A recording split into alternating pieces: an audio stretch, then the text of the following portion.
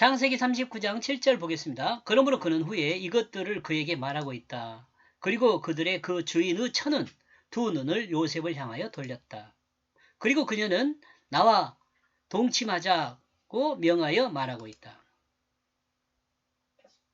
보디바르 집의 모든 것을 책임하고 있는 요셉은 그 외모가 매우 매력적이고 아름다웠습니다. 보디발이 요셉에게 자기 먹는 음식 외에는 간섭하지 않았습니다. 이 보디발이 먹는 음식 외에는 요셉을 간섭하지 않았습니다. 보디발이 먹는 음식 외에는 요셉을 보디발이 먹는 음식 외에는 요셉을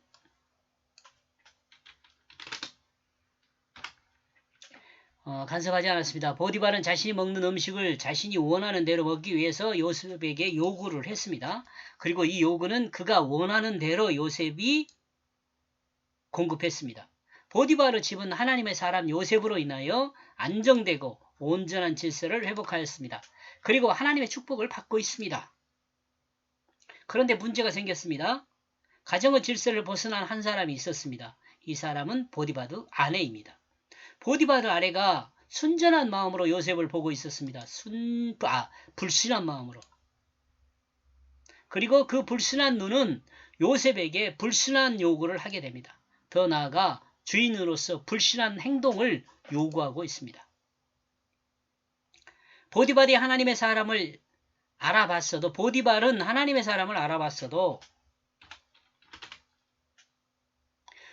보디발 혼자 사는 것이 아닙니다. 그 집은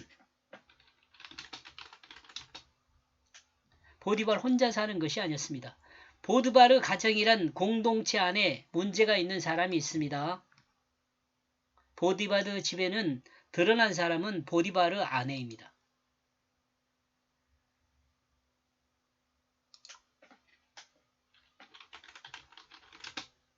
보디발의 집에서 불순을 드러낸 사람은 보디발의 아내입니다.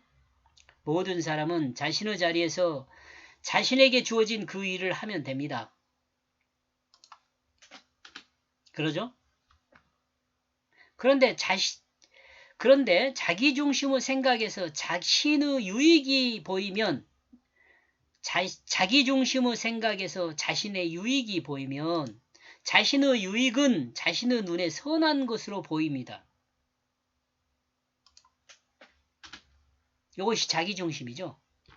자신한테 유익한 것이 보이면 그것이 자신에게 선한 것으로 보인단 말이에요. 그러므로 그것을 취하게 됩니다. 이 행위가 자신의 욕심이라는 것을 알지 못합니다. 자기한테 좋은 것은 자기 눈에 선하게 보여요. 그리고 그 선한 것을 취해요. 근데 그것이 자신의 욕심이라는 것을 알지를 못해요. 그러므로 욕심은 자기 눈에 선한 것을 행하죠.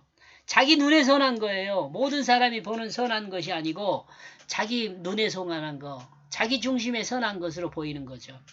그걸 행해요.